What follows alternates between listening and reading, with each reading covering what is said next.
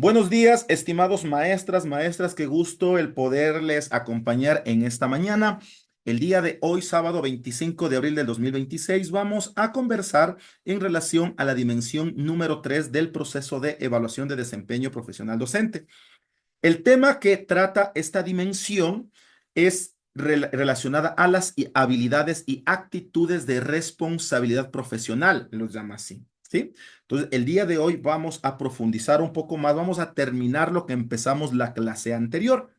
Recordando que para esta dimensión y para todo el proceso de evaluación, el INEVAL ha sido muy enfático, ha sido muy claro en decir que se está basando básicamente en dos documentos. El primer documento es el catálogo de perfiles profesionales, ¿sí? Direccionado o generado para toda la comunidad educativa, para los servidores públicos que tienen esta relación docente o cualquier tipo de relación en autoridad en relación al Ministerio de Educación. El catálogo de perfiles profesionales. Ese es un documento muy importante. El segundo, también muy importante, es el documento de los estándares de calidad educativa, en el enfoque, pues obviamente, del desempeño profesional docente. Esos dos documentos nos sirven mucho para poder ir estructurando todo lo concerniente a las diferentes dimensiones, ¿sí? Obviamente en la dimensión número uno, pues que habla de la parte pedagógica y desde la situación de su especialidad, pues sí, es como que mucho más práctico. Me refiero a que ya en su especialidad usted debe tener muy claro cuáles son los temas y los tópicos que se van a evaluar, ¿sí? Entonces, el día de hoy vamos a hablar de la dimensión número 3 y para eso me voy a regresar rapidito. Esto va a ser un súper resumen de lo que trabajamos la semana anterior. Habíamos dicho que la evaluación de desempeño profesional docente en la dimensión número 3 habla de las habilidades y actitudes de responsabilidad profesional. El INEVAL nos indica que van a ser 70 preguntas aproximadamente y que se desarrollan en 60 minutos. Entonces, como usted ve, aquí vamos a tener las dificultades, estos ítems, estas preguntas, ¿sí? A modo de desarrollo de un ítem en menos de un minuto.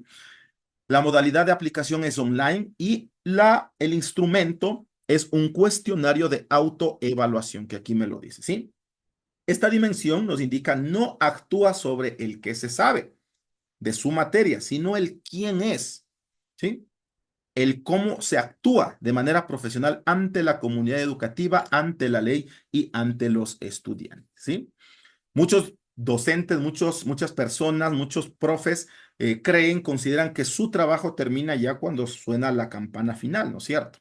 Pero eso no es tan verdad, porque muchas de las gestiones también las ejecutamos prácticamente en el tiempo que podemos o el que tenemos disponible. Prueba de eso es lo que está pasando en este momento con usted aquí, ¿sí? Usted está aquí invirtiendo tiempo desde su responsabilidad profesional para seguirse preparando, para seguirse capacitando, para seguirse actualizando. Entonces, esa parte de el cómo actuamos como profesionales va mucho más allá de la parte de las funciones explícitas que me dicen y de lo que los ojos de la comunidad educativa me observan. ¿Sí? No solo se trata ya de dar clases, sino de todo lo que hacemos posterior o para poder ejecutar estas actividades de gestión de aula. Entonces, en este cuestionario de autoevaluación, ¿sí? Vamos a topar algunas funciones docentes y cómo deberíamos actuar con ese parámetro de ejecutarlo un poco más allá, ¿sí? En relación, obviamente, siempre el interés superior del niño, niña y adolescencia. Sí, me voy nuevamente a otra lámina, me voy a saltar un poquito para acá adelante.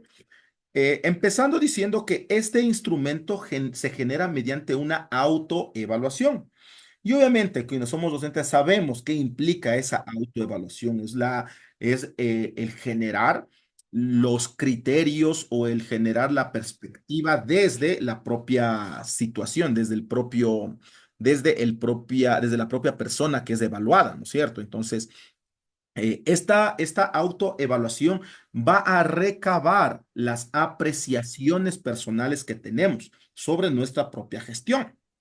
Y les he puesto esta primera lámina como que haciendo un pequeño, caricaturizando un poco lo que puede o lo que suele sucedernos en nuestros procesos de autoevaluación y en los que no debemos caer. Sí, si bien es cierto, es un proceso de autoevaluación y que lo que queremos es que tener una buena ponderación, una buena calificación. Debemos ser muy cautos, debemos ser muy responsables del momento de poner los criteriales, de escoger las respuestas de los indicadores en relación a la pregunta, ¿sí? No podemos echarnos en todo flores. O sea, no somos entes perfectos. Y este tipo de rúbricas, este tipo de evaluaciones toma en consideración también, ¿no? La honestidad, la perfectibilidad que se puede generar de parte del docente. Aquí pusimos esta imagen de que aquí estos militares, estos amigos militares, se hicieron una autoevaluación y miren, se pusieron un montón de estrellas, se pusieron un montón de autoflores, se perciben muy bien. ¿Ya? ¿Listo? Entonces, vamos ahí. Ojo, esta dimensión se la desarrolla desde la autoevaluación. Ya completamos los 100 usuarios. Qué gusto a quienes no se pueden conectar, pues ojalá se sigan conectando a través de el TikTok. ¿Qué es el cuestionario de autoevaluación? Habíamos visto la semana anterior. A diferencia de una prueba de base estructurada, que es la dimensión número 1, ¿sí? La autoevaluación es un instrumento de apreciación del propio desempeño. Se basa, básicamente, les habíamos dicho, en el catálogo de figuras profesionales, en los estándares de desempeño profesional docente y no podemos dejar de lado la normativa legal vigente, ¿sí? La normativa legal vigente, los estándares y el catálogo de figuras profesionales. Este tipo de instrumentos no tienen una respuesta 100% verdadera o falsa, correcta o incorrecta, sino que se maneja más bien por niveles de frecuencia. ¿Qué tan seguido se aplica una norma o estrategia o se discierne sobre determinada decisión al aplicar una normativa, ¿sí? O determinada función de su gestión?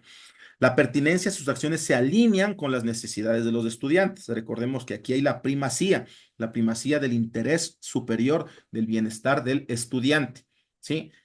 Tanto en el tema de la seguridad como en el aspecto pedagógico.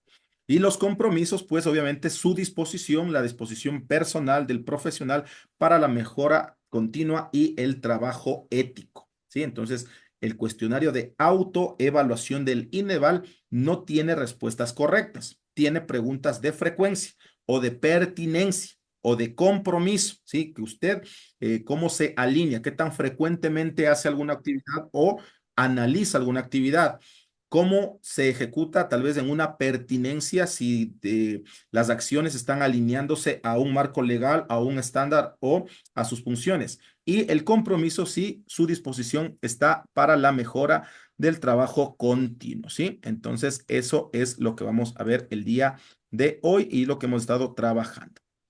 Voy a empezar me voy a regresar otro poquito para acá para indicarles que parte de eh, lo que trabajamos la semana anterior, ¿sí? Estaba resumido dentro de los derechos y obligaciones de los docentes en la LOEI, en el artículo 17 y artículo 18. De ahí empezamos, ¿sí? Porque ahí nos dice claramente cuáles son nuestras responsabilidades docentes, cuáles son las actividades que por normativa jurídica estamos obligados a cumplir. En el artículo 17, que son nuestros derechos, los literales que analizábamos era literal A, el J, el CC y el DD, en relación a nuestros derechos de capacitación, básicamente, y hablábamos de algunos puntos. La capacitación en necesidades educativas específicas, la capacitación en educación inclusiva, ¿sí? Y el artículo 18 que hablaba de todas, perdón, y el artículo 18 que hablaba de todas nuestras obligaciones, ¿sí? Entonces, desde la parte jurídica. Habíamos visto también este postulado de el docente ético versus la función pública, basado en las teorías de la responsabilidad docente. Debemos distinguir dos posiciones: el docente funcionario, que se limita al cumplimiento de las normas, la asistencia, el papeleo, el registro específico, textual, el cumplimiento, y el docente ético que siempre busca dar ese paso adicional a su gestión, desde el tema del liderazgo, desde la capacitación, desde la autopreparación y pues obviamente desde este tema de la educación continua, ¿sí? Habíamos hablado de eso mayormente la semana anterior y habíamos visto algunas recomendaciones. Esto como resumen, las recomendaciones eran no memorizarse artículos, el artículo tal, el literal A dice esto, no, más bien generalizar las acciones. ¿Qué es lo que busca? ¿Sí? Las normativas, cuál es la intencionalidad de la normativa? Por ejemplo, si un estudiante falta, mi responsabilidad es reportar, averiguar, buscar las causas, eso me dice la LOEI, ¿sí? No nos van a preguntar, no son ejercicios de memoria, acuérdense, son ejercicios de reflexión, sabiendo obviamente cuál debería ser nuestra función específica o nuestro actuar en relación a nuestras obligaciones. Priorizar términos, les habíamos dicho, como este del interés superior del niño. Cuando yo analice algún tipo de caso, algún tipo de pregunta, debo hacerlo desde este enfoque, el interés superior del niño, lo que mejor le convenga al estudiante, ¿sí? La corresponsabilidad del momento en el que hablemos de otro agente, que es el padre de familia, la ética del cuidado y la cultura de paz con todos los miembros de la comunidad educativa, ¿sí? Entonces, ahí está parte de la reflexión que hacíamos la semana anterior. Esas habilidades y actitudes es cómo yo enfrento las problemáticas administrativas de aula y pedagógicas en relación a el niño, el padre de familia y el resto de miembros de la comunidad educativa. Recomendación, si el caso trata sobre derechos, derechos del estudiante, derechos de la familia, derechos del docente, la respuesta correcta siempre será la que proteja al estudiante. ¿Sí? Nos guste o no nos guste. Por eso les decía, la semana anterior hacíamos como que un poquito de debate. Decían, pero profe, esto pasa en mi institución, no debería ser de esta manera. Como les decimos, el ejercicio del debate ahorita la estamos dejando un ladito, nos estamos concentrando en lo que estamos en este momento. Cierto es que nos gustaría que sea de otra manera, ahí está el debate, pero no lo es. Entonces debemos procurar alinearnos hacia lo que nos pueden evaluar. Por encima de la comunidad administrativa, me dice siempre los derechos que protejan al estudiante. Les repito, primero, derechos de seguridad. El derecho de la seguridad, el derecho de la seguridad física, psicológica, sexual, seguridad pedagógica, ¿sí? Y en ese orden va. Y después sí, todos los derechos del resto de la comunidad educativa. Evitar respuestas que sugieran sanciones punitivas. A propósito de esto, también justo salió la semana anterior este nuevo acuerdo que indica o que nuevamente hace que retomen los directivos la administración de la corrección de actitudes problemáticas, así en general. ¿Sí? No se les... Es feo decir sanciones dentro de un proceso educativo, pero sí hay que tomar decisiones administrativas. Profe, está endulzando la palabra, puede ser, pero desde nuestra función pedagógica debemos decirlo tal cual. Nosotros no somos un ente sancionador, las instituciones educativas no son entes sancionadores. Hay un momento en un proceso administrativo que requiere la aplicación de de determinados componentes administrativos, pero en sí el sistema educativo no busca ejercer sanciones y mucho menos punitivas. Inmediatas sin antes haber seguido el debido proceso, rutas y protocolos. Y esto en todo sentido, ¿no? El sistema educativo tiene que ser un garantista de derecho, en todos, para los estudiantes y para los docentes.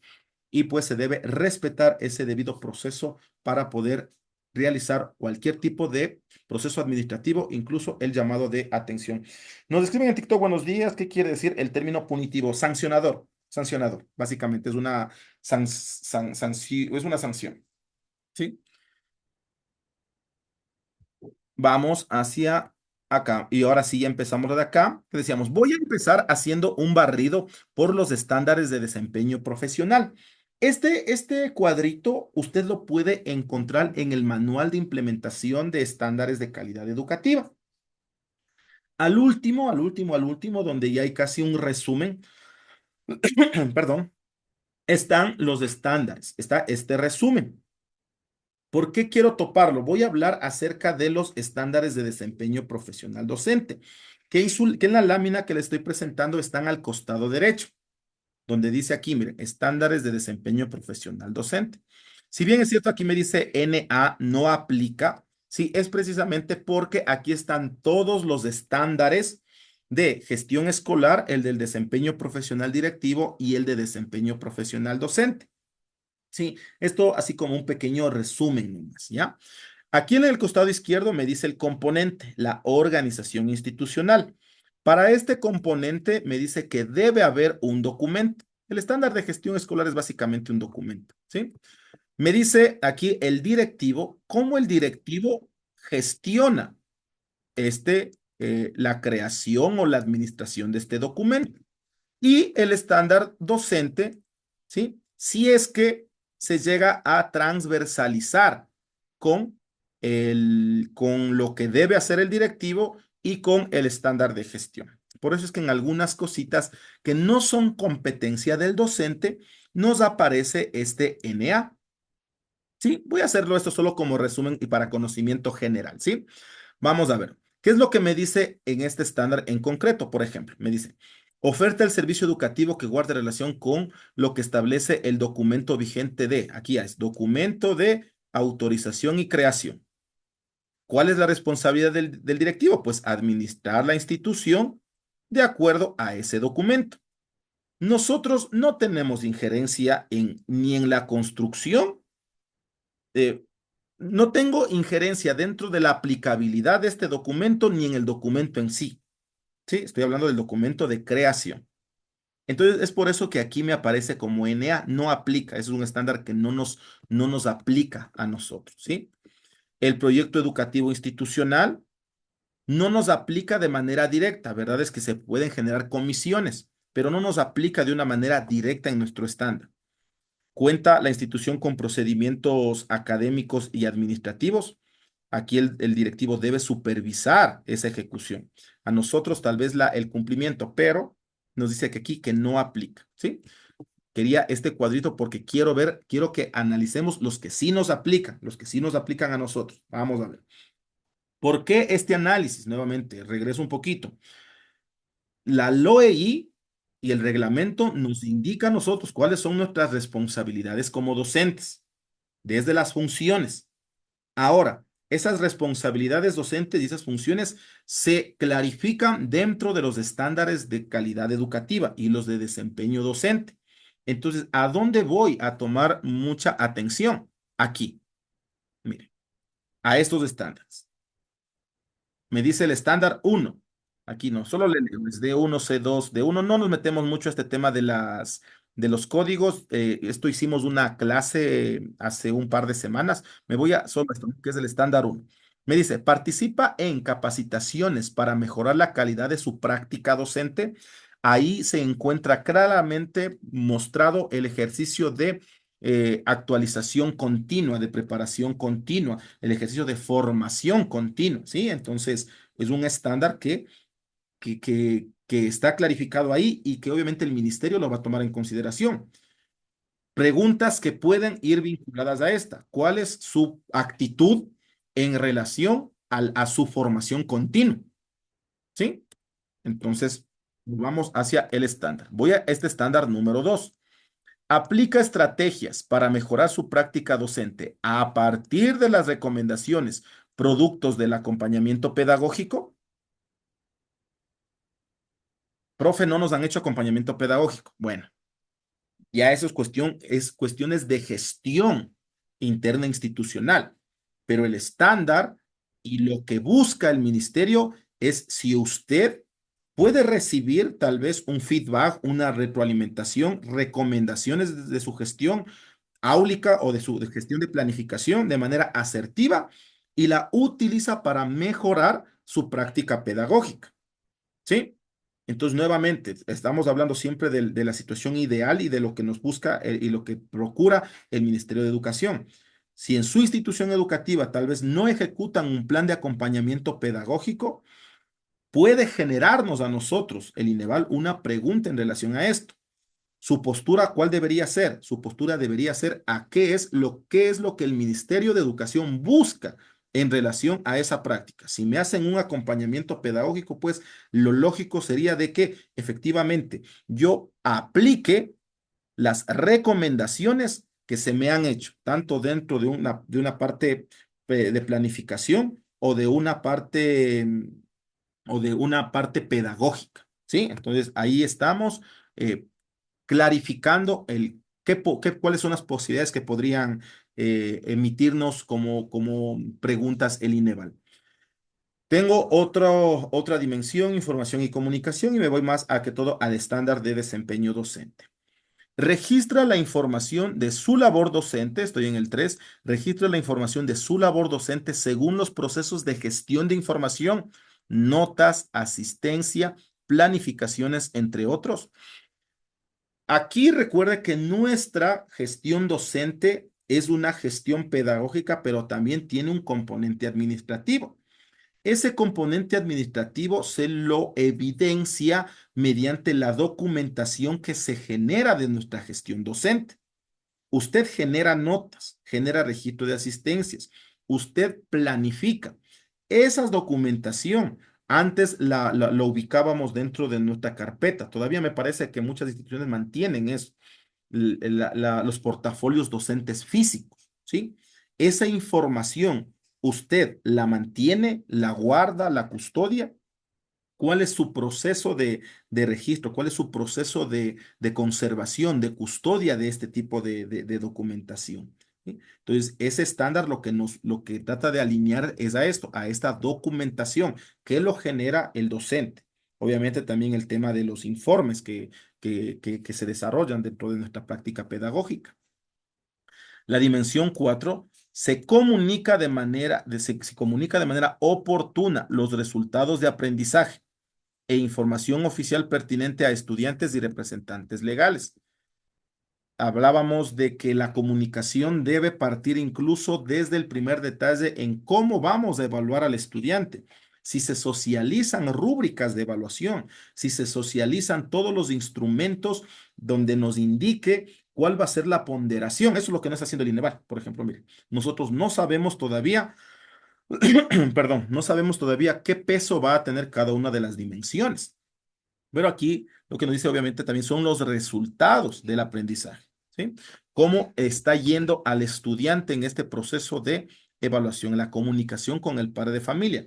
¿Qué preguntas podrían ir, qué preguntas podrían ir vinculadas a este ejercicio? Por ejemplo, si usted socializa las rúbricas o con qué frecuencia socializa las rúbricas de evaluación con los criterios a los estudiantes, ¿sí?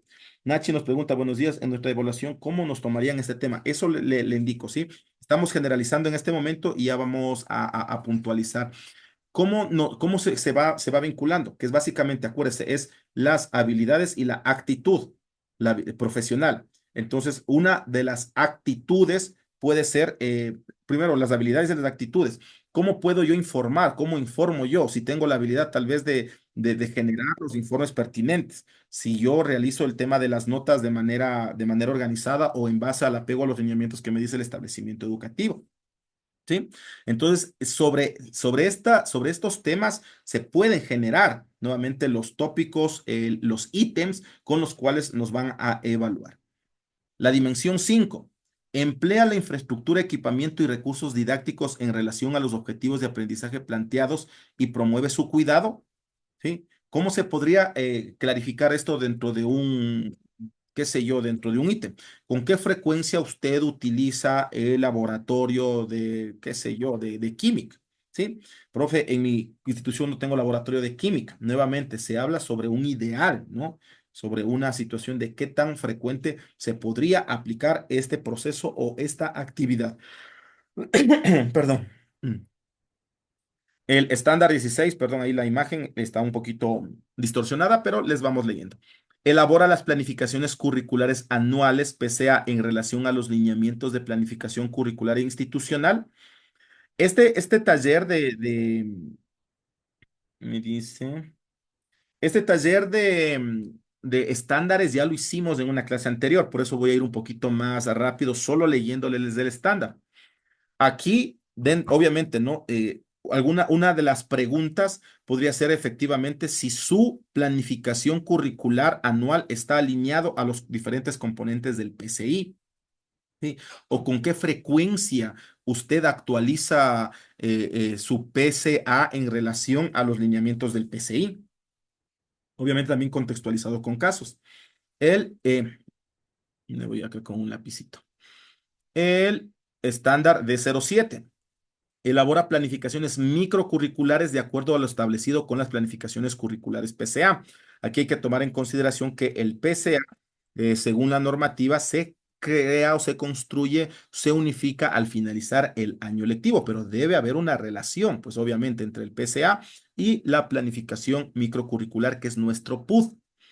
El estándar de 8 demuestra suficiencia del conocimiento en la asignatura que enseña en su subnivel. Preguntas que podrían vincularse a esta puede ser con qué frecuencia usted lee artículos científicos en relación a las metodologías que tiene su asignatura, por ejemplo. Poco frecuente, nada frecuente, que estamos hablando ahí de su propia asignatura.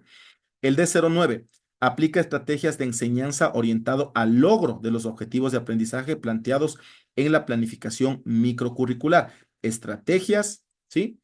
Estrategias, en este caso, de la pedagogía activa, ¿no? Estrategias que involucren la participación del estudiante de una manera mucho más evidente. ¿Sí? Entonces, preguntas en relación a esto, qué sé yo, utilizando algún tipo de estrategia de ABP, cómo lo vincula dentro de su asignatura, dentro de un tema muy, muy específico. Eh, el estándar 10 promueve un ambiente de aprendizaje estimulador que genere participación del estudiante. Esta parte del estimulador, el motivador, recuerde que también uno de los principios del DUA nos habla acerca de la motivación intrínseca que se debe tener dentro del proceso de aula, ¿sí? Entonces, las preguntas pueden estar orientadas hacia estos tópicos. El estándar 11 evalúa el logro del aprendizaje del estudiantado en función de los objetivos planteados en las planificaciones microcurriculares. Por aquí me parecen motivación e implicación. Sí, correcto, gracias del aporte. Vamos acá. Aquí hay estos estándares están vinculados con el DC, Consejería Estudiantil, y el refuerzo académico. Perdón. Gracias. Voy por acá.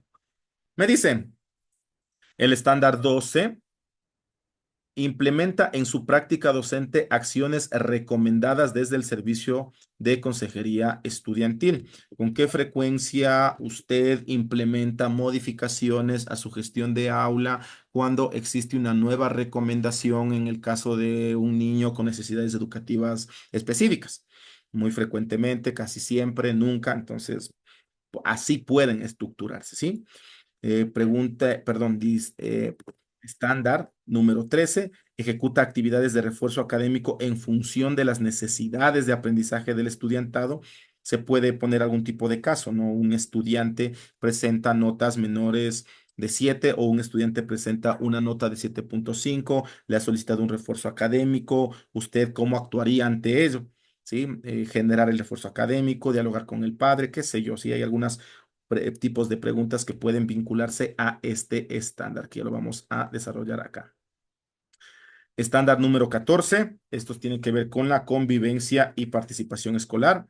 Promueve entre los actores educativos el cumplimiento de los acuerdos establecidos en el Código de Convivencia de la institución. Recordemos que el Código de Convivencia, pues, es un documento que busca generalizar la sana convivencia, la participación y cualquier momento de clase, de patio, puede ser ideal para generar esta reflexión pedagógica en relación al código de convivencia y su aplicabilidad. Obviamente el tema de la cultura de paz. Gestión de riesgos y protección. En torno a gestión de riesgos, ¿cuáles son las responsabilidades docentes? 15. Ejecuta los procedimientos establecidos en los planes integrales y protocolos de gestión de riesgo. Entonces, para algunos compañeros tal vez que no saben que tenemos planes integrales o no, o tenemos protocolos de gestión de riesgo, pues sepa lo que hay, esos documentos, y nos indica cuál es el papel del docente en relación a la seguridad en el momento de de algún tipo de emergencia. Preguntas que se pueden generar para este estándar, desde las habilidades y actitudes docentes, pues obviamente cómo reacciona usted cuál es su postura o su reacción en relación al grupo de trabajo el momento en el que se presenta una situación de emergencia natural. Usted sabe, ¿no? Guardar la calma, el procurar la seguridad de los estudiantes, sí, todo eso viene desde los protocolos de gestión de riesgos. El estándar 16 comunica a la autoridad o al servicio de consejería estudiantil sobre situaciones detectadas que vulneren la integridad física, psicológica, sexual del estudiantado. Este pienso que es uno de los más importantes y que debemos tenerlos muy clarísimos, muy claros, ¿sí? Como nuestra responsabilidad, pues el momento de seguir ese protocolo cuando se da un hecho de violencia. Vamos a toparlo eso también más adelante, que precisamente, y eso también fue lo que pasó en este último artículo, ¿no? Que dice, cualquier situación problemática que se genere en el ámbito educativo puede gestionarlo la autoridad, excepto estos, todo lo que tenga que ver con violencia física, psicológica y sexual, eso corre traslado a la Junta de Resolución de Conflictos del distrito, ¿sí? Entonces, eso también debemos tenerlo claro, ¿sí? Y pues vamos a ver. Ahora sí, cómo se empata esto? ¿Cómo se empata esto ya en estas funciones netamente docentes? Vamos a ver. La prevención y la gestión de riesgos, porque lo otro ya lo adelantamos un poco desde nuestras funciones específicas y lo que nos dice la LOEI. ¿Sí? La responsabilidad del docente no solo es académica, ojo con esta observación, sino de la seguridad. Eso es lo que dice este último estándar que lo leíamos. Necesitamos tener eso muy claro. Nuestra responsabilidad es, en primera instancia, incluso yo puedo decir que sobre la académica, la seguridad física, porque sin esa seguridad física, psicológica y sexual, no se puede generar la otra seguridad o el otro componente que es el componente académico. Así que ojo con eso. Los planes de contingencia, tener conocimiento y ejecución de los procedimientos ante desastres naturales. ¿Cuál es la política, al menos generales, ¿no?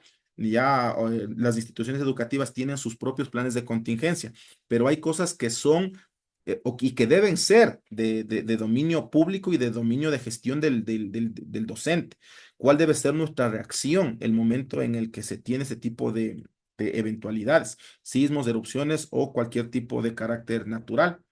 Simulacros y evacuación, el docente debe liderar a su grupo. Entonces, aquí, ¿cuál debe ser las posibles respuestas? Las posibles respuestas siempre serán aquellas respuestas que busquen la seguridad del estudiante, nuestro liderazgo ante la gestión del grupo. Y siempre el buscar aquí, como nos dice, las zonas de seguridad, puntos seguros, puntos de encuentro, siempre mantener la calma y el orden. Eso es lo que nos procura decir ese estándar 15 que lo estábamos revisando hace ratito. Entornos seguros, identificación de riesgo dentro y fuera del aula, así como infraestructura, mobiliario, zonas oscuras. ¿Cuál es su postura? Ejemplo de un ítem que puede generarse aquí. ¿Qué pasa si en determinados momentos usted está en la jornada de la tarde, hay zonas oscuras dentro del plantel educativo? ¿Cuál es su postura? Tal vez solicitar a la autoridad que se provea de la mejora en esta zona, ¿no? Pero siempre se procura que un liderazgo hacia el beneficio de la institución, ¿sí? Que es lo que estamos viendo. Acuérdense, entonces, ¿qué es lo que algunos de los componentes, nuevamente, estamos viendo el tema de que se debe tener la primacía del interés superior del niño, niña y adolescente, esa prevención en la seguridad, nuestro liderazgo hacia la comunidad educativa, son los ideales. En cuanto aquí a las rutas y protocolos de actuación, es muy difundido esto, espero que también lo haya sido para sus establecimientos educativos y si no, hacemos un pequeño recuento.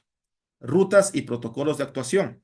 El docente tiene la obligación de activar la ruta ante la detección, no solo confirmación, o sea, ojo, no solo cuando ya esté confirmado algo, sino ante la sospecha. Es preferible que se active el protocolo y que después pueda ser reveído a no haberlo activado, ¿sí? de vulneraciones. ¿En qué casos? En el consumo de sustancias. La intervención basada en el enfoque de la salud y derechos, no en la criminalización. Aquí, pues, sabemos la realidad de nuestros establecimientos educativos, la presencia de sustancias que son sospechosas, ¿sí? Y pues obviamente aquí hay dos formas de clarificarlas. Eso nos ha pasado en algún establecimiento en el que se le encuentra tal vez alguna cosa que no deben traer los estudiantes, pues y hay dos opciones. Una es o la persona es consumidora, en cuyo caso necesita un apoyo médico, un apoyo psicológico, apoyo familiar. ¿Sí? Primer caso de que se le encuentra a alguien que tenga sustancias tal vez sospechosas, si es del estudiante, pues obviamente el enfoque es, tal vez es una situación del estudiante, una situación médica por consumo, ¿sí? Y tiene que haber una intervención hacia la parte familiar, hacia el estudiante, o la otra que es mucho más grave, ¿sí? Que puede ser expendedor, ¿sí? Entonces ahí todavía entran otro tipo de situación, ¿no? Puede entrar inclusive fiscalía y cualquier tipo de agente externo. Entonces, esta situación de las sustancias, mucho ojo que se tiene que, ¿sí? Activar la ruta correspondiente. Ya el directivo lo direccionará hacia lo correspondiente. Si es consumo, pues en el diálogo lo mejor que se pueda hacer, obviamente al distrito, con este enfoque de solución a la persona y el otro, pues obviamente que no perjudique al resto. En temas de violencia intrafamiliar o escolar, ¿sí? El reporte inmediato al DC o a la autoridad máxima. Eso es lo que nos dice la ley. Nuevamente, la postura de muchos maestros es pues ah, mirar a otro lado a veces cuando se dan este tipo de cosas. ¿Por qué? Por el fin de que es una situación administrativa, tal vez de compromiso, me toca hacer el informe, me van a llevar a declarar y todo ese tipo de situaciones. Le repito, no estamos en este momento generando el debate de si es o no es. El momento en el que nos apliquen esta evaluación y existan preguntas en relación a violencia intrafamiliar o escolar, la respuesta más adecuada siempre va a ser la que me indique el reporte inmediato al DC o a la autoridad máxima. ¿Sí? Entonces, obviamente ahí no cabría, ¿no? El hecho de que me hago el disimulado o no miro hacia otro lado, no en preguntas que tengan que ver con la aplicabilidad, la aplicación de rutas y protocolos y mucho más con violencia intrafamiliar o escolar, las respuestas más atinadas deben ser las que se vinculen al reporte inmediato del DC o a la autoridad. En el tema de violencia sexual, ¿sí? Acoso es de la misma manera. La respuesta más adecuada debe ser cualquiera que nos indique o que priorice el acompañamiento a la víctima y la denuncia obligatoria, 48 horas máximo, y eso también desde nuestra función docente, ¿sí? Lo que nos dice es reportar incluso a la fiscalía, independientemente de si ya reportamos a la autoridad. ¿Sí? Entonces, nuevamente, sí voy a hacer énfasis en esto varias veces. No es lo que nos parece a nosotros o cómo hemos actuado desde el ámbito de nuestra evaluación para el desempeño profesional docente, la respuesta más adecuada siempre va a ser esta, la priorización del acompañamiento a la víctima y la denuncia obligatoria a fiscalía en 48 horas máximo. ¿Sí? Me voy con una preguntita por acá. Me dice, buenos días, profe.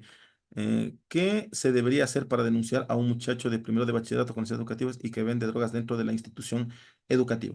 Primero que no se puede afirmar. Por ejemplo, ahí ya hay un componente de parcialización.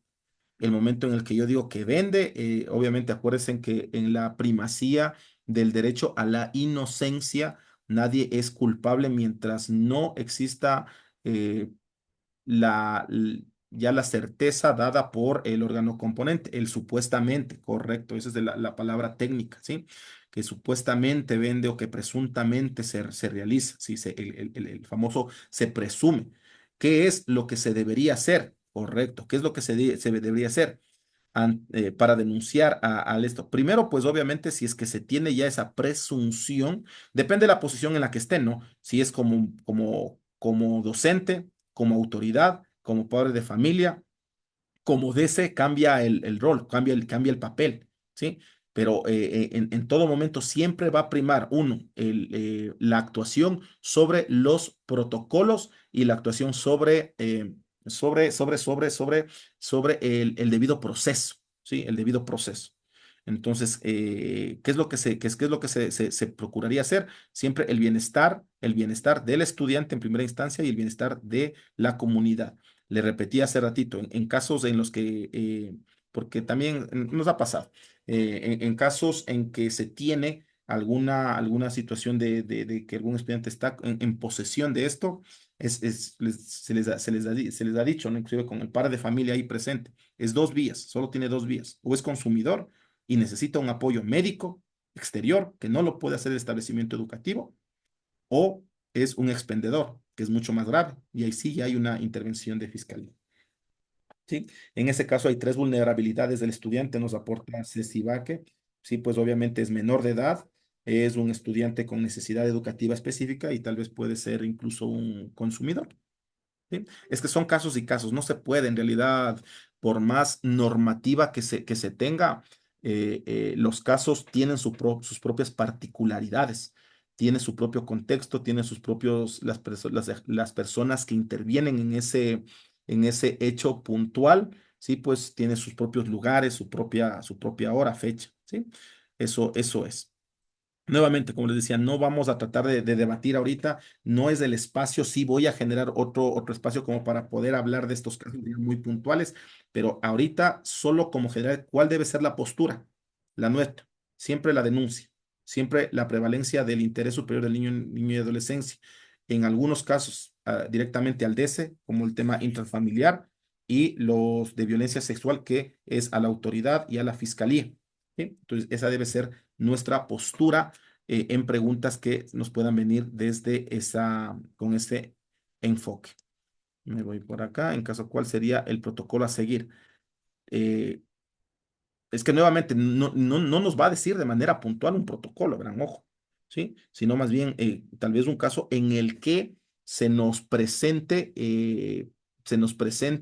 diferentes opciones y esa prevalencia de cómo tratarlo. En el tema de consumos es la intervención bajada en el enfoque de salud y derechos. Esto es desde el tema que nos correspondería a nosotros, activarlo y socializar al DS y a la autoridad. Y hasta ahí llegó.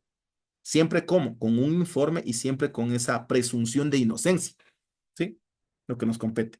En el de violencia familiar, pues nuevamente el reporte inmediato al DS, a la autoridad, y en el de violencia sexual, priorizar el acompañamiento también al DS, informar a la autoridad y también nuestra postura ante la fiscalía. Así después la desestimen, porque eso es lo que pasa muchas veces. Voy a la siguiente, protección integral y la cultura de paz. ¿Sí? Código de la niñez y de la adolescencia. Nuevamente voy a partir desde el punto que recordemos que lo que estamos viendo es cuál debería ser nuestras posibles respuestas hacia la evaluación de desempeño profesional docente. No si se está aplicando en un caso puntual o no si se está aplicando en su establecimiento educativo. Esto, por ejemplo, de la confidencialidad es la responsabilidad de manejar de la información sensible con absoluta reserva para evitar la revictimización y para evitar cualquier tipo de filtración de información. Recuerde que nosotros manejamos de manera directa información de menores de edad. Hay información que es muy susceptible. Entonces, esa confidencialidad no va solo en el hecho de no difundir, sino también en el hecho de no estar averiguando cosas que no son de injerencia del docente. ¿Sí? Por ejemplo, que hay muchos datos, hay mucha información que lo genera o que lo mantiene DESE con su sigilo profesional. Y el DESE nos da a conocer a nosotros lo estrictamente, como docentes me refiero, ¿no? Lo estrictamente necesario para poder ejecutar lo que nos corresponde a nosotros, nuestra actividad académica pedagógica. Situaciones ya de núcleos familiares, situaciones tal vez de vulnerabilidades, situaciones tal vez mucho más complejas del estudiante, no pueden ser socializadas, ni tampoco podemos estar averiguando preguntas que se pueden generar en relación a este tema, que es preguntas en relación a con qué frecuencia mantengo la confidencialidad de documentos, expedientes o de notas de mis estudiantes, ¿sí? Recordemos que es en todo, ¿no? En todo. Es esa práctica que también, ¿no? Es hilar muy fino, pero sí les he dicho, el socializar las notas de manera grupal. A veces eso también, sí, violenta este principio de confidencialidad. Digo, es hilar muy fino porque se lo hace como práctica en el aula, pero hay que tener mucho pendiente de esto, hay que tener mucha claridad en este tema de la confidencialidad. El interés superior del niño, niña y adolescente. Todas las decisiones, le habíamos dicho, debe priorizar el bienestar del menor sobre cualquier interés administrativo o institucional. eh, Les decíamos que ya dentro de este marco de la seguridad hacia nuestros estudiantes, debe priorizarse la seguridad física, la seguridad psicológica, la académica, la pedagógica. ¿Sí? Y yo digo en ese orden, porque no se puede ejecutar una situación académica, pedagógica, si ya se violenta un tema de seguridad física, psicológica o sexual del estudiante.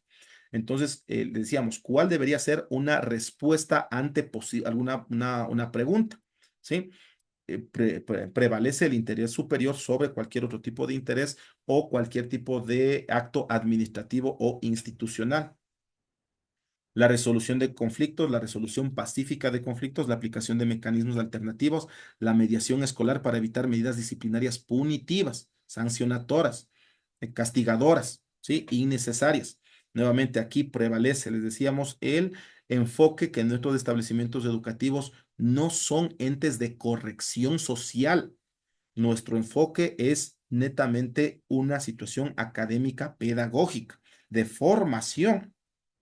Entonces, lo que se busca es precisamente eso, el análisis, y eso también lo dice este último acuerdo que salió, que se debe priorizar ese ejercicio de la resolución pacífica de conflictos desde la reflexión y que en el momento en el que se va a tomar tal vez una resolución administrativa hacia el estudiante, debe tener un fuerte componente de reflexión de su actuar, ¿sí? En la comunidad. Vamos a ver por aquí me hace una pregunta, Magíster, ¿y cómo podríamos indicar? Me dice que presuntamente es negligencia de los padres si el estudiante no asiste regularmente, pasa enferma y la madre no asiste a llamados, reuniones o todo esto es negligencia. Claro que hay una negligencia fuerte, ¿no? Que se debe mantenerla dentro de las evidencias necesarias. Voy a eso, profe, la información donde puedo encontrarla. Esta información que estamos viendo la vamos a subir a un Classroom. Vamos, nos pasa, sí, yo también he utilizado mucho este término de la negligencia por parte del padre de familia cuando no hay ese apoyo, cuando efectivamente se les llama a los padres de familia y no asisten con la prolijidad del caso. Primero, de que debemos partir desde una normativa jurídica. Esa normativa para nosotros y para el padre de familia, en los dos casos prevalece el interés del niño, niña y adolescencia. ¿Y cuál es el interés? De que él no esté botadito, de que él se cumpla o haga el ejercicio de sus derechos, el derecho a la educación y el derecho a la seguridad. Una de las corresponsabilidades, ¿sí? Dentro de las obligaciones del padre de familia está esa, el de la corresponsabilidad y el de asistir de manera inmediata ante los llamados de los padres de familia. Entonces, ¿qué es lo lógico? Siempre es el generar los pasos correspondientes para poderle llamar al padre de familia, que es que a través del DS, a través del docente tutor, bueno, del docente tutor en primera instancia, luego del DS, siempre de manera documentada. Sí, yo siempre le suelo decir a mi DS ya cuando se le envía ya desde el DS un comunicado al padre de familia llamándole a una cita, por favor, si no viene el siguiente comunicado en 48 horas.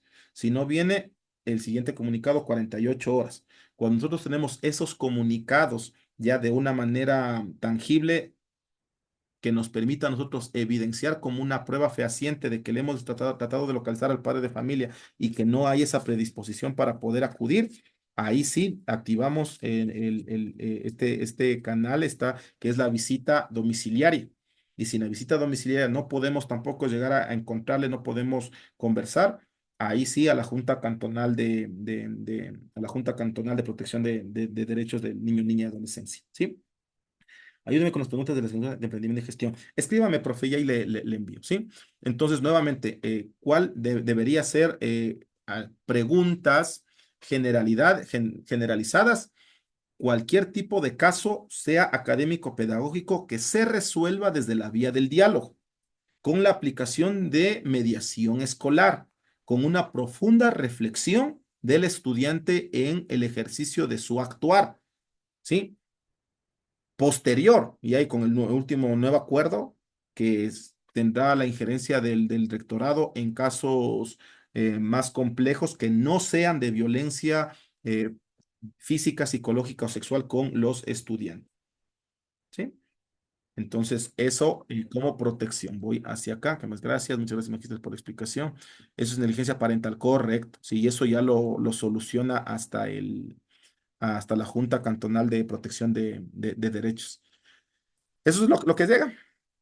Sí, entonces, ¿qué puede pasar posterior a eso? Pues uy, es complejo el tema de menores. Es complejo.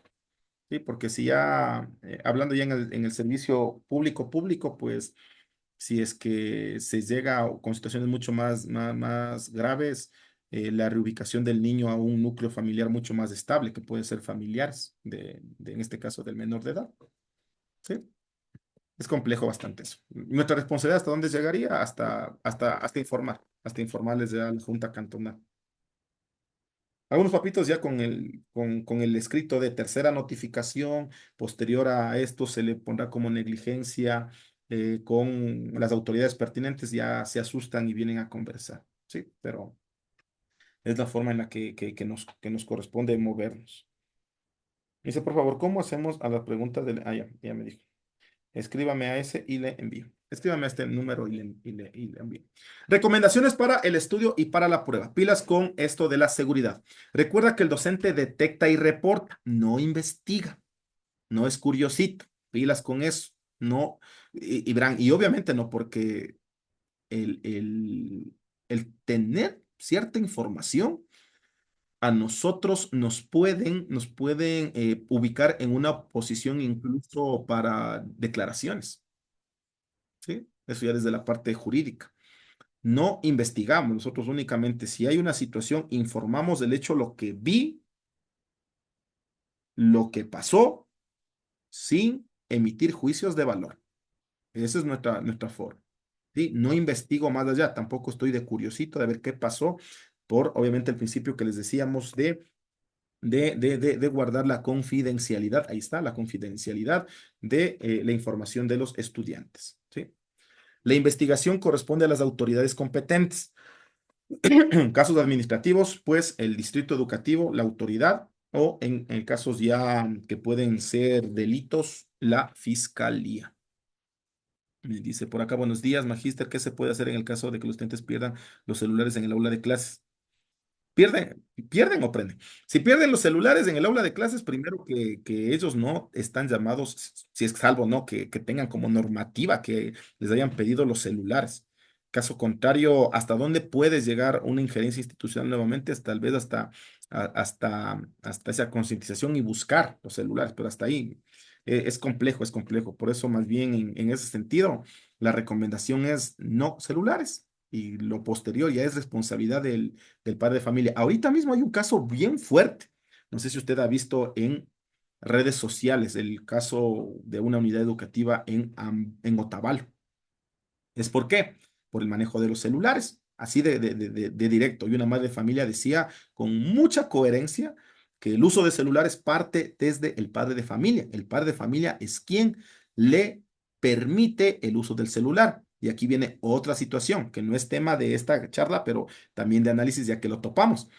Los menores de edad no pueden firmar contratos de telecomunicaciones. Eso quiere decir que a la larga el aparato o la línea telefónica debe estar al nombre de quién, de un adulto. Y en este caso el adulto debe ser el padre de familia. Y cuando se da una situación como el que se está dando en el colegio Otavalo, donde ya hay la implicación de videos, imágenes y todo eso, la fiscalía, ¿a quién va a investigar? Al propietario del celular, al propietario de la línea. que en este caso sí es un mayor de edad, pese a que el hecho lo hizo tal vez un menor de edad, ese bien, ese celular está a nombre de un mayor de edad. ¿Sí? Entonces, muy complejo este tema, ¿sí ven? Entonces, ¿cuál sería la recomendación? La recomendación, pues obviamente, y hizo una aclaración también en este sentido el Ministerio de Educación, que decía, el Ministerio de Educación no está permitiendo el uso de celulares. Eso sigue regentado por el acuerdo anterior. Lo que se clarifica es, obviamente, que salvo la autorización de las autoridades y del docente en la gestión de aula. Entonces, si no hay esa autorización, es responsabilidad del estudiante y de los padres de familia. Sí, vamos a ver si es que por acá alguna pregunta, profe. Yo estoy interesada en su grupo para mayo. ¿Usted dará? Sí, voy a dar yo mismo el curso de mayo. Ahí puede escribirme ese número telefónico. ¿Sí? Entonces, ese caso también está bastante interesante como para análisis desde el aspecto, siempre lo voy a indicar, ¿no? Hay uno desde el aspecto administrativo, pedagógico, académico y otro que es el netamente legal, ¿sí? El legal judicial. En el legal, en el administrativo, porque inclusive dentro de ese mismo caso me parece que está un estudiante con necesidad educativa específica, ¿ya? Lo que estábamos hablando hace rato. Segunda recomendación, en la mayoría de los casos de protección, el primer paso formal del docente es el reporte por escrito al DC, ¿sí? A la autoridad, al DC. Me dicen por acá, en el código de convivencia, dice, buenos días, si me ayuda, tengo un estudiante que tiene problemas de conducta. Seguí todos los protocolos y puso el informe a la junta y tengo la audiencia el 28 de mayo. Ayer tuve la reunión de padres de familia y asistió la tía del estudiante. Los padres de familia dieron su malestar, que sus hijos se sienten mal psicológicamente y emocionalmente mal. Ahora la madre de familia me envía un mensaje que me quiere denunciar por humillarle y discriminarle a su hijo. ¿Qué puedo hacer? Verá, nosotros como docentes somos, hay algunas aristas aquí, ¿no? Nosotros como docentes somos muy susceptibles y los padres de familia tienen eso en la boca, que el denuncia, que la queja, que todo. Y nuestra gestión docente, si bien es cierto, es tedioso, es cansado, debe manejársela sobre las evidencias. Si usted hizo cualquier tipo de proceso, porque no me queda muy claro bien el caso, pero en todo caso, si usted lo hizo de la manera en que manda el protocolo, lo hizo de manera documentada, eh, lo que el padre de familia busque a través de una judicialización de un proceso, a la larga después se cae en ese tipo de cosas. eh, Tengo un artículo científico, para la oportunidad, un artículo científico en el que hablábamos, en el que abordamos este tema, de que el padre de familia busca judicializar todo. ¿Por qué? Porque lo saca de contexto. Eh, Hay casos que son netamente pedagógicos. Por ejemplo, ¿sí? Es que le ha amenazado a mi hijito que no le va a dejar, que le va a dejar sin recreo. Ay, vean, profes, o sea, seamos muy realistas.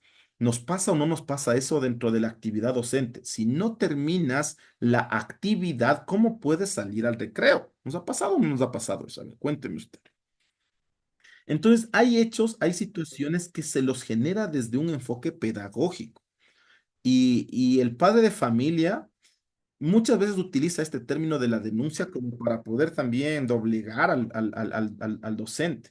Yo siempre les suelo decir a mis profes, no hay mejor situación que uno estar bien informado, ¿sí? ¿Por qué? ¿Hasta dónde puede llegar una denuncia? Simplemente es que me dicen una amenaza, me amenaza porque me amenaza sin recreo. La amenaza, el término amenaza, tiene implícito la situación de querer hacer daño. O sea, la amenaza es yo te voy a hacer daño por eso, ¿sí? Entonces, inclusive el término amenaza cabe dentro de una situación de condicional, ¿sí? Porque a nosotros, ¿quién no nos condiciona algo? Si usted no presenta la planificación hasta tal fecha, ¿sí? Usted va a tener una cuestión administrativa. ¿Me están amenazando mis autoridades para que haga eso? No, o sea, son cuestiones administrativas, pero todo eso es de un análisis desde la parte de, en este caso, juntas cantonales y quienes tengan la potestad sancionadora. Cómo pertenecer al grupo de estudio, le agradezco mucho. Al número telefónico que está apareciendo en todas nuestras láminas ahí. ¿Sí? Entonces, más bien, estimada Fanny, escríbame por privado, mándeme un mensajito por privado, cuénteme más bien todo eso con documentos, porque los documentos son como que mucho más interesantes para poder analizar el caso puntual. ¿Sí? En casos de violencia sexual o física, estamos en las recomendaciones. Las respuestas que implican esperar a hablar con los padres suelen ser incorrectos. Acuérdense, la violencia sexual, física, psicológica no se negocia ni con padres, ni con agresores, ni con nadie. Es directamente la activación de la ruta con el escrito a las autoridades o en su defecto al DS o a la fiscalía. Verán, y hay casos y casos, ¿no? Porque, ¿qué es lo que, bueno, nuestra administración escolar ha implicado dentro de los protocolos que casi todo denunciemos también a la fiscalía? No tenga miedo de ir con el escrito a la fiscalía. Haga un informe bastante técnico, a ver, ¿cómo se llama? Bastante sencillo. Diga lo que vio, diga lo que le dijeron, siempre, ¿no? Incluyendo los detalles de quién, cómo, cuándo, dónde, a qué horas, esos detalles. No ponga juicios de valor y si es el caso, mándele a la fiscalía, que la fiscalía realizará el proceso correspondiente. Tuvimos un caso de una situación en un colegio X de que estudiantes se golpearon. ¿Sí? Jugando fútbol, el uno le metió el pie a uno más fuerte, el otro le dio un golpe, estaba con los lentes, le rompió los lentes, no pasó a mayores ya de eso, pero fue un golpe. ¿Qué tocó hacer? Era agresión consumada de los dos, lo que dice el protocolo, a fiscalía. El profe también, por no hacerse mayor problema, dijo, mandémosle a fiscalía, o sea, era porque no hacer el informe y ya. Se mandó, la fiscalía vino, dijo, ya, analizó, se fueron, listo, no procede. ¿Sí? Porque obviamente era una situación que no se convertía en delito. La fiscalía está para perseguir delitos. Pienso que le cargaron mucho al tema de la fiscalía, el inmiscuirse también en situaciones que se las puede resolver desde aula. ¿Sí? El criterial de que esté bien o que esté mal sería un criterial personal. Hablo nuevamente desde lo que se ejecuta en este momento. La ley nos dice que debemos proceder en la fiscalía, hay que hacerlo. Si la fiscalía desestima, ya no es nuestra culpa. Hasta ahí llegó nuestra injerencia. Si una pregunta te pone a elegir entre sancionar a un alumno que consume drogas o ayudarlo, la respuesta correcta siempre será el acompañamiento y la protección. ¿Sí? Ahí la parte pedagógica antes de la punitiva. En este caso no debería ir a la fiscalía. Sí, por eso digo es casos y casos, porque dice todo hecho de violencia, pues obviamente hay una violencia mutua. ¿Sí? Pero como le repito, sí, y hay algunos casos y casos. Es más, en algunos casos la fiscalía ni siquiera quieren recibir los documentos, también me ha pasado. Esos profes, vamos, entonces volvamos nuevamente. Es bonito el debate, pero como le repito, vamos a hacer algunas cuestiones con casos y casos. Pero lo que vamos nuevamente, retomemos. ¿Cuál es nuestro enfoque? Nuestro enfoque es el dar las evaluaciones de desempeño profesional docente. Mis respuestas deben estar apegados a eso. Nosotros como docentes no solo detectamos y reportamos, no investigamos, no hacemos juicios de valor, no ponemos absolutamente nada que es mis creencias. Yo creo que eso pasó por esto, negado. Solo lo que hemos visto, lo que nos han reportado, nada más. Toda pregunta que procure siempre debe tener esa presunción de inocencia hacia el interés, hacia obviamente la inocencia del estudiante, prevaleciendo siempre el interés superior del niño, niña y adolescencia y siempre informar al DC o a la autoridad. Los hechos de violencia sexual física no se median, se mandan directamente a las autoridades correspondientes y en casos, como nos dice el último, de consumos es el apoyo desde nuestra parte pedagógica, ¿no? Después del reporte DC. ¿Sí? Tener eso pendiente. Vamos a ver algunas situaciones así medio sencillas nomás. Situación durante un sismo, un docente sale corriendo del aula dejando a los estudiantes adentro. Acción responsable, el docente falla en su deber de cuidado, debe evacuar con el grupo, buscar la seguridad del grupo. ¿Sí? Ahí está el estándar, el DS4, no le veamos el de estándar, básicamente es la ejecución de protocolos de riesgo. Eso es lo que estábamos analizando desde el documento de estándares de calidad educativa.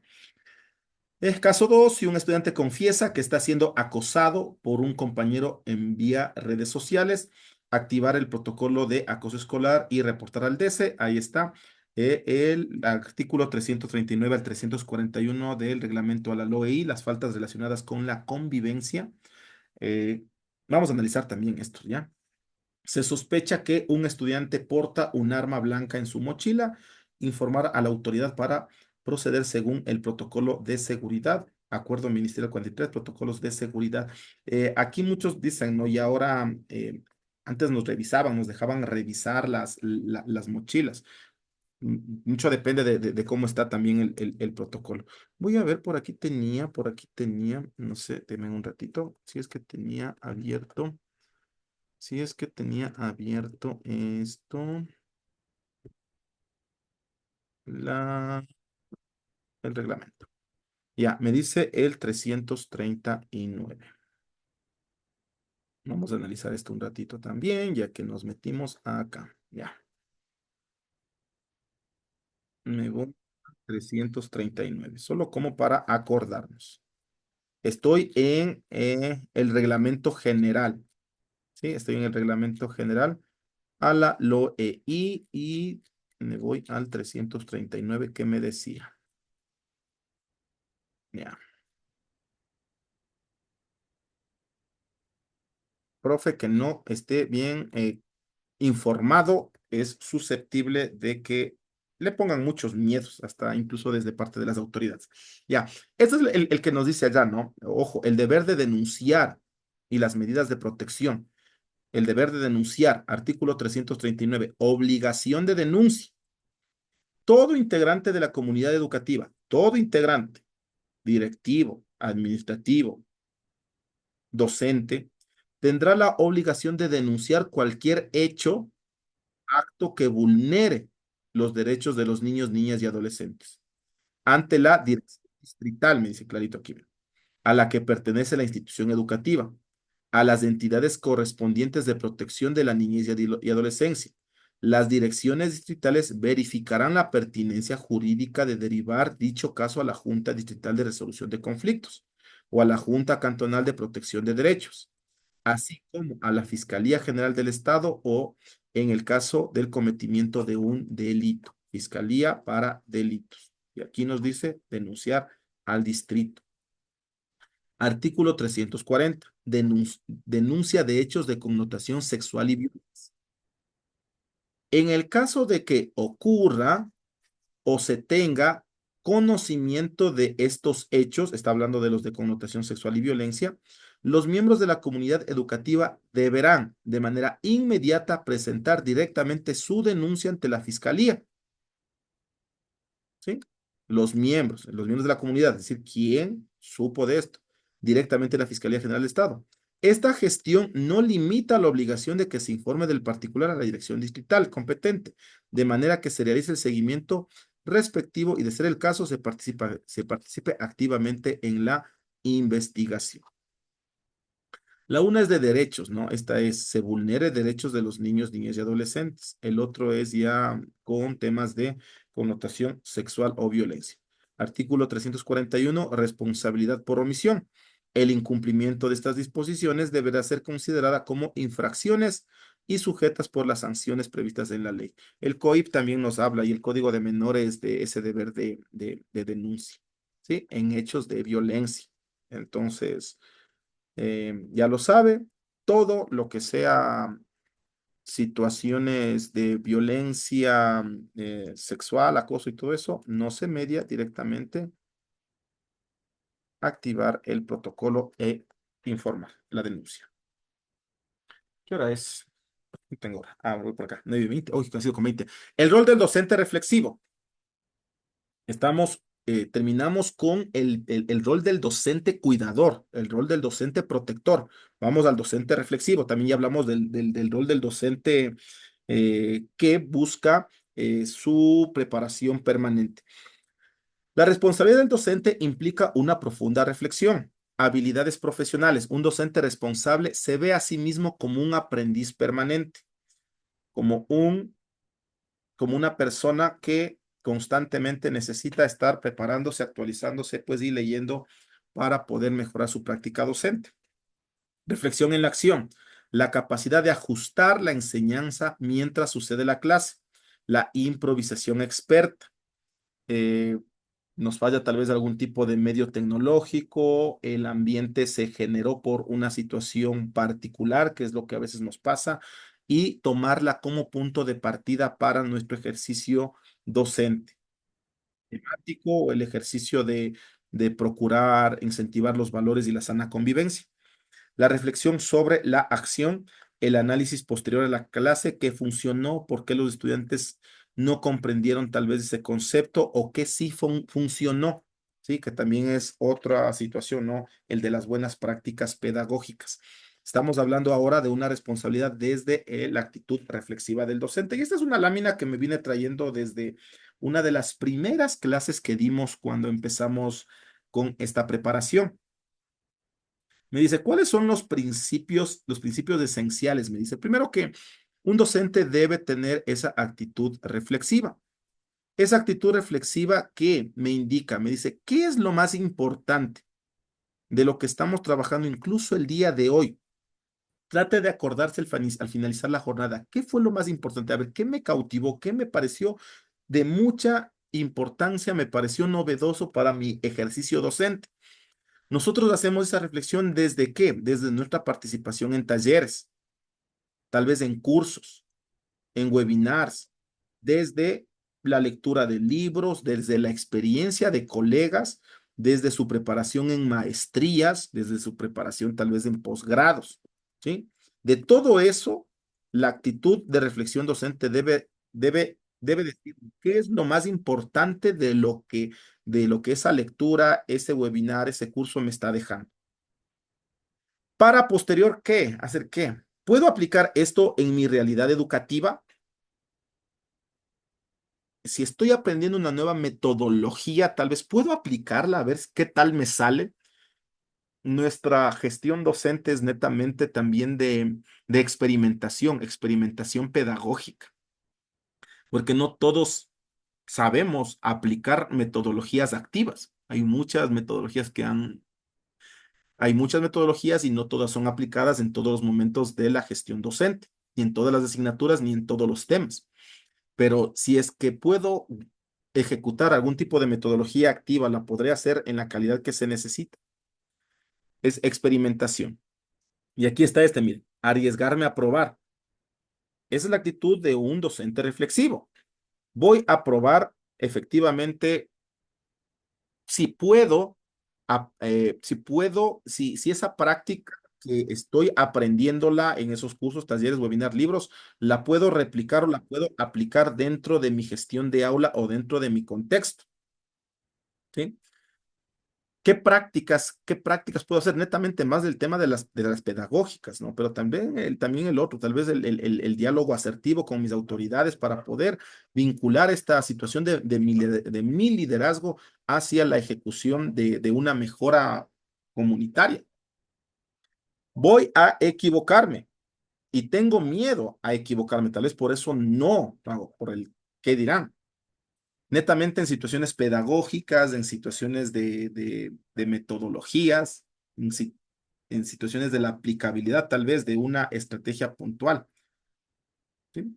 ¿Hay el riesgo de equivocarnos? Pues claro, cómo no. A veces nuestra clase, hay un autor, Fausto Guerra, dice que que la actividad docente es como armar una obra de teatro donde solo el docente es el único que sabe lo que quiere y cómo quiere llegar, porque obviamente el estudiante no sabe lo que va a aprender hasta que se lo plantea. Pero el docente es quien tiene que manejar estudiantes, recursos, toda esa trama tipo un teatro y que muchas veces lo que él procura hacer no se ejecuta en esa perfección. Y ahí está esta cuestión del equivocarnos, ¿no? No como una situación de negativa, sino más bien como un paso previo hacia, eh, hacia la consecución de ese bien mayor. Siempre con este tema, ¿no? De la reflexión, la investigación, para ajustar y cambiar lo que nos permita a nosotros crecer aplicar, pues, mejorar lo que busca, lo que se busca en todo proceso educativo es el aprendizaje. Y aquí también hay una postura bastante interesante, ¿no? Que decían, no me juzguen el cómo trabajo en clase. Vean si los chicos están aprendiendo, porque a la larga, y aquí también viene ese análisis, ¿no? Que ya mismo se nos viene en mayo la clase grabada. ¿Qué tan bien la gestión de aula genera este nivel de aprendizaje? ¿A qué me refiero con esto? Porque hay profes que las aulas, y hablo por la institución donde asesoro, hay profes que tienen esas aulas con mucha bulla, hacen bastante relajito, pero es una bulla pedagógica. Los chicos salen bastante animados, salen con buen nivel de aprendizaje y obviamente choca con un criterio en el que los estudiantes pueden estar trabajando en completo silencio, asimilándolo de manera muy individual, ¿no? Entonces, ¿cuál es el fin último del sistema educativo? Pues obviamente la educación y el aprendizaje, es valorar efectivamente el nivel de impacto que tienen nuestras prácticas pedagógicas sobre el aprendizaje. ¿Sí? Entonces, la actitud de un profe reflexivo. El aprendizaje a lo largo de la vida, lo que decíamos, ¿sí? La formación continua es una obligación ética del docente. Debemos ser docentes actualizados, leer qué es lo que está pasando últimamente en nuestra asignatura, el saber aplicar herramientas tecnológicas competentes a nuestra asignatura. Les hablo por el área de matemática. Ahora actualmente ya deben los chicos utilizar hojas de papel milimetrado, sí, pero también debemos utilizar ya herramientas como el GeoGebra, en las que ya esa tecnificación se ve clarificado también, sí, a una actualización. La actualización científica, el dominio profundo y actualizado de la asignatura, así como de las metodologías. Aquí está más abajo, mire, la actualización pedagógica, el manejo de nuevas metodologías relacionadas a nuestra área. Yo le hablo desde el ámbito de la matemática. Por ejemplo, ahorita está muy en boga esta postura, ni tan nueva, pero bueno, en Chile está dejándose lo que se le conoce el método Singapur para el aprendizaje para la matemática. Entonces, eso, por ejemplo, usted debería, ¿no? ¿Qué está pasando de novedoso dentro de las metodologías de lo que me corresponde en mi asignatura para poder llegar a mis estudiantes? Y pues obviamente, ¿no? El aprendizaje basado en proyectos, el aula invertida, y aquí están algunas que todavía ya más novedosas como el design thinking para el aprendizaje, el diseño del pensamiento para el aprendizaje, ¿cuál más? Todo lo que tiene que ver con los proyectos de STEAM, con los proyectos Maker, con ese tipo de metodologías y cómo podrían aplicarse a su propia asignatura o a esa interdisciplinaridad. Y pues las competencias digitales, el uso ético y eficiente. Acuérdense que también ya trabajamos de esto. ¿Cuál deberían ser las competencias digitales? Competencias digitales desde el uso ético y eficiente de las TICs, el cómo accedemos y inclusive hace 15 días que hicimos una práctica de estas. ¿Cómo está su identidad de Internet? ¿Se ha buscado usted con su nombre y apellido en la web? ¿Qué le arroja el momento en el que usted mismo se busca en el Internet? ¿Se evidencia un profesional en educación como lo es usted? ¿Se evidencia un docente comprometido? ¿O se evidencia tal vez las farras en las que salió? ¿Cómo nos encontramos nosotros con nuestra identidad de Internet? ¿Sí? Y pues obviamente esto está anclado al catálogo de perfiles profesionales. Los estándares de evaluación de desempeño docente, recuérdese que para poder desarrollar esto, el manual de estándares de calidad educativa es uno de los principales instrumentos. El modelo de evaluación docente, también hay ese documento que es basado en el marco para la buena enseñanza.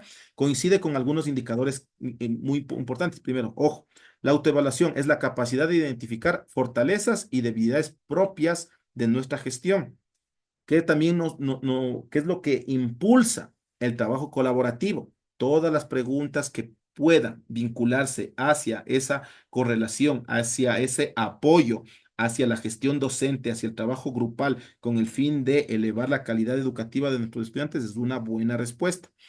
Participación activa en las comunidades de aprendizaje, reuniones de áreas y proyectos interdisciplinarios, ¿sí?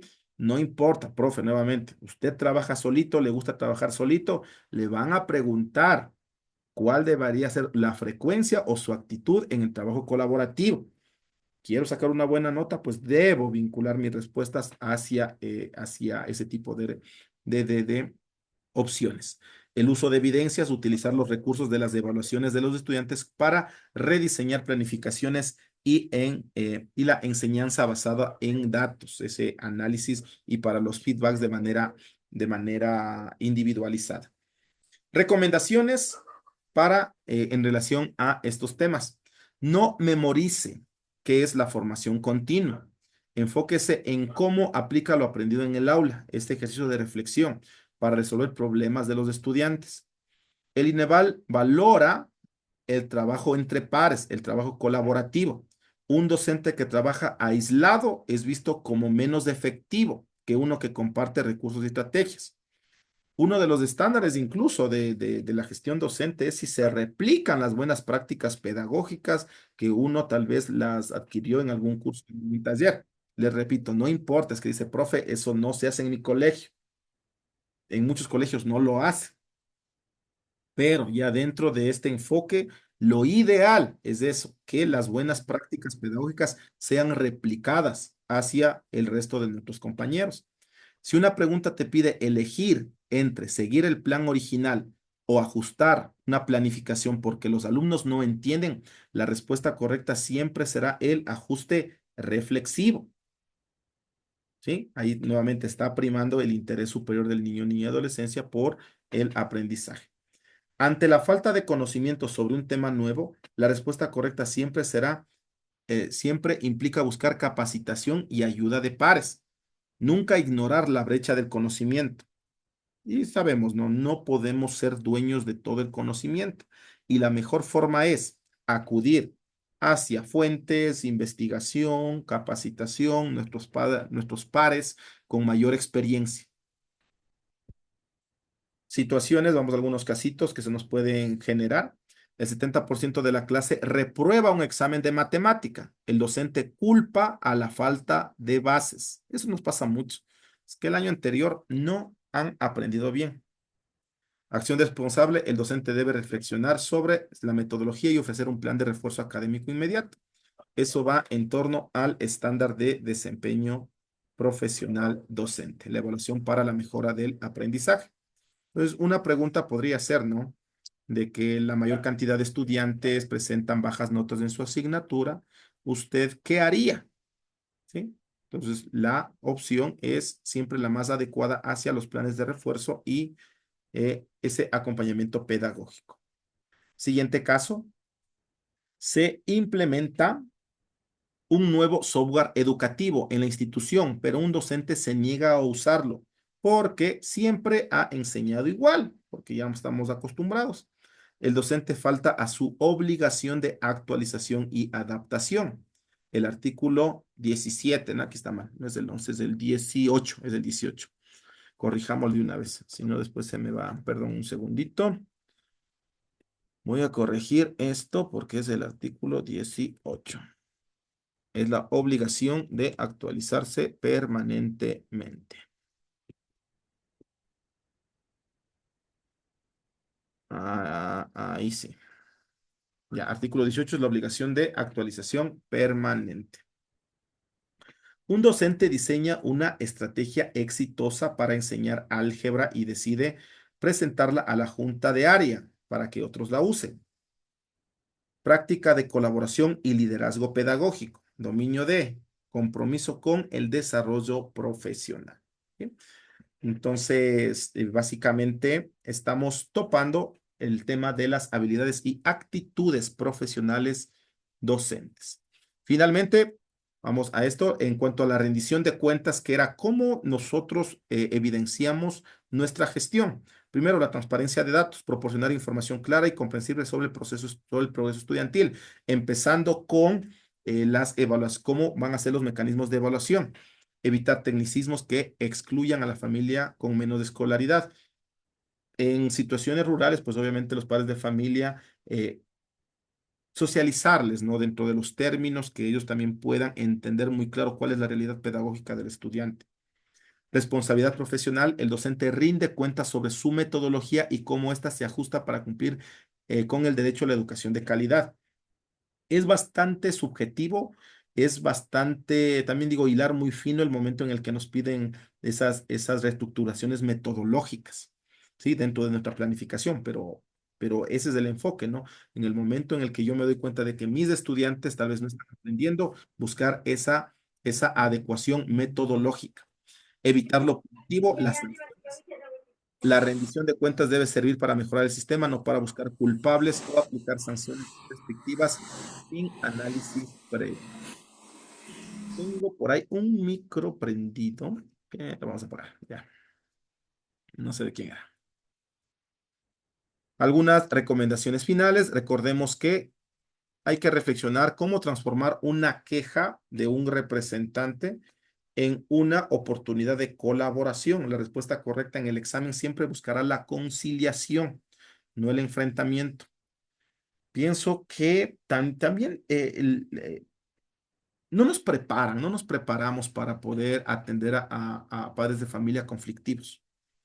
Pienso que hay un nicho de capacitación muy fuerte porque no nos han enseñado eso, no nos han enseñado esa mediación hacia cuando un padre de familia viene bastante molesto, el cómo abordarlo, el cómo tal vez bajarle un poquito los decibeles de ira. Sí, entonces también debemos, ¿no? Orientarnos hacia eso, obviamente siempre desde nuestra protección, ¿no? También usted ve que recientemente salió ese caso, me parece que fue en Cuenca, donde una madre de familia le agrede a una maestra. Eh, ¿Qué pasó ahí? O sea, vivimos en una sociedad violenta donde buscamos ya el actuar sobre las vías de diálogo. Es peligroso eso como sociedad. Es peligroso eso como sociedad. Estamos a la defensiva y estamos con ese temor de qué nos puede pasar, justo lo que decíamos de hace rato, ¿no? De que nosotros los docentes también somos sujetos de mucha intimidación, es que ya le vamos a denunciar, ya le vamos a denunciar, y uno también, ya me voy a defender, ya me voy a defender, debería ser la postura. No asumas que todas las familias tienen internet, aquí nos dice una recomendación, la responsabilidad docente implica buscar alternativas de comunicación para hogares con brechas digitales y también para las tareas. Aunque se busque el consenso, el artículo 329 dice, es claro, la comunidad educativa tendrá la obligación de denunciar cualquier hecho o acto que vulnere los derechos de niñas, niñas y adolescentes. Mucho énfasis en eso. Si un padre pide información sobre otro estudiante, ajá, miren, la respuesta responsable es negar la información para proteger la privacidad del menor, ¿sí? Eso a veces nos pasa también en los establecimientos educativos, que los papitos, hay conflictos entre estudiantes y los padres de familia son los que quieren conversar con los estudiantes. Eso no se puede hacer. Vamos a ir terminando con esto y después unas preguntitas. Un padre de familia se queja de que las tareas son muy difíciles y él no puede ayudar a su hijo. Acción responsable, citar al padre de familia y explicar la metodología y ajustar la carga si es necesario, brindando guías claras. La LOEI nos habla de la corresponsabilidad de la familia, facilitar la participación informada y pues siempre la responsabilidad del padre de familia. Se detecta que un grupo de estudiantes vive en una zona de alto riesgo delictivo fuera de la escuela, vincular a la institución con líderes comunitarios o la policía local para crear corredores seguros. La gestión de riesgos y el entorno es el estándar que se busca ahí. Y el docente realiza una reunión con padres de familia, pero solo habla de promedios y faltas. Se debe incluir una retroalimentación sobre habilidades socioemocionales y metas de mejora. Ese tiene que ser un diálogo, ¿no? Siempre les decía hace ratito de que no nos han enseñado cómo abordar un padre de familia conflictivo. Siempre debe ir desde el esto. O sea, ya tiene eso, ¿cuál sería el procedimiento de mejora? ¿Qué acciones, qué estrategias debería tomar incluso la propia familia, el propio padre de familia para poder suplir cualquier tipo de vacío pedagógico? Esto tiene que ver con el informe integral del aprendizaje. Y vamos a algunas preguntitas. ¿Qué es lo que querían, profes? Vamos a hacer unas 5 preguntitas, más o menos, que tienen que ver con Ya, ahí con este eje temático. Estamos hablando de las habilidades y actitudes del docente. Me voy directamente a la situación. Me dicen, faltan 15 minutos para terminar su jornada laboral y usted debe entregar un informe urgente requerido por su autoridad, en este caso por el distrito. En este momento, un padre de familia llega desesperado porque su hijo sufrió un percance menor. ¿Qué acción prioriza? Concluye el informe para cumplir con la normativa administrativa y evitar sanciones. Atiende al padre de familia, extendiendo su jornada lo necesario y entregando el informe después. Pide a un colega que atienda al padre mientras usted termina el reporte oficial. ¿Ya? Ahí me dicen ve. ¿Ya? ¿Ya? Entonces, miren, ¿cuál es el indicador aquí? Miren, gestiona el tiempo institucional priorizando la atención administrativa sin afectar el servicio educativo. ¿Sí? Entonces, estoy atendiendo al padre de familia, tal vez por una situación, el- aquí me dice, W10 me dice, yo haría la opción C. Como le repito, aquí no es que hay una respuesta así como que al 100% válida, ¿no? ¿Cuál debería ser la más adecuada? ¿Sí? Pues obviamente aquí, dependiendo del caso, atender al padre de familia, extendiendo la jornada y entregando el informe. Sí, debe encontrar. Estoy transcribiendo esta llamada. No.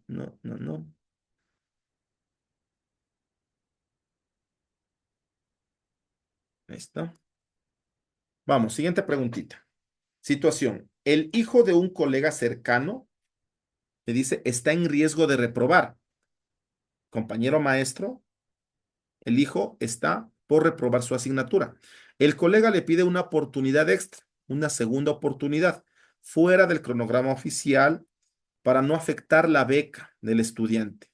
Usted otorga la oportunidad a todos los estudiantes que están en riesgo para mantener la equidad, niega la petición basándose en el cronograma oficial y la transparencia de procesos, ofrece apoyo pedagógico adicional dentro del horario escolar sin alterar las notas ya registradas. Bastante interesante. Opino que se trata de un percance menor. La respuesta C sería lo más adecuado. Con ese criterio, pues sí, estimado. Y es más, o sea, bueno, el caso nos plantea así, ¿no? Rocío C. Antepone el interés superior, ojo que el indicador es anteponer el interés superior y adolescencia sobre el interés particulares o presiones externas.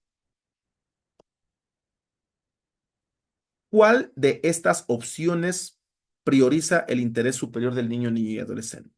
¿Sí? Otorgar la oportunidad para que todos los estudiantes estén en equidad, negar la petición basándose en el cronograma o ofrecer el apoyo adicional. ¿Ya? Anteponer el interés superior del niño, niña, docencia. Recuérdese que aquí está hablando de uno, ¿no? Indica que el docente, el A, me dice, otorga la oportunidad a todos que están en riesgo de mantener una equidad. Acuérdense qué es lo que me dicen, verán que el colega pide una oportunidad extra fuera del cronograma oficial para no afectar.